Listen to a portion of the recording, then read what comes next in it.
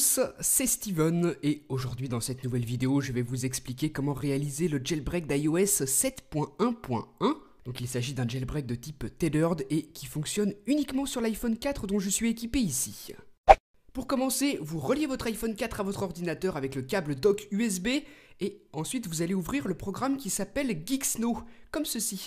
Donc c'est un petit logiciel que vous allez pouvoir télécharger grâce au lien qui se trouve dans la description de la vidéo. Il fonctionne uniquement sous Windows, une version Mac n'est pas prévue donc il faudra que vous utilisiez Windows pour ce jailbreak. Vous l'exécutez et ensuite voilà comment ça se présente. On va pouvoir commencer la procédure en cliquant ici sur le bouton jailbreak. Une fois que c'est fait, vous voyez que Geeksno nous indique qu'on va devoir placer notre iPhone 4 en mode DFU. Donc pour ça c'est très simple, vous allez appuyer simultanément sur les boutons Home et Power pendant une dizaine de secondes. Donc vous gardez bien appuyé les deux. 7, 8, 9, 10, vous relâchez le bouton d'alimentation, le bouton Power, et vous continuez de maintenir le bouton d'accueil une fois de plus pendant encore à peu près 10 secondes.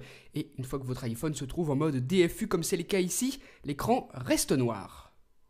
Ensuite, vous voyez que la procédure de jailbreak démarre. Une petite barre de chargement va se remplir progressivement. Juste au-dessus, on vous indique ce qui est en train de se passer sur votre appareil.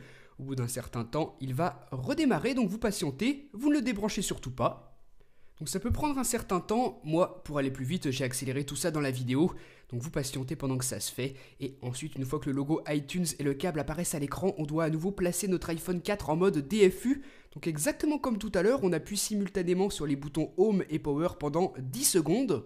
6, 7, 8, 9 et 10. Je peux relâcher le bouton Power et continuer de maintenir le bouton Home de mon iPhone encore une fois pendant 10 secondes.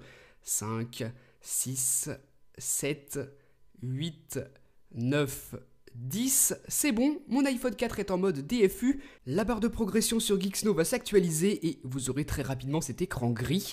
Ensuite, les lignes blanches vont défiler sur le fond noir comme ceci, donc pas de panique, c'est tout à fait normal, c'est ce qu'on appelle le mode verbose et pendant que ça se fait, vous ne débranchez surtout pas votre iPhone, vous patientez. Ensuite, votre écran s'éteint et votre iPhone redémarre. Vous vous retrouvez ensuite sur l'écran de verrouillage, vous pouvez déverrouiller votre iPhone 4 et vous avez maintenant Cydia ici. Vous pouvez l'ouvrir, le jailbreak est terminé, vous sélectionnez votre type d'utilisateur et maintenant vous patientez quelques secondes pendant que Cydia charge la page d'accueil et tous les paquets qu'il contient.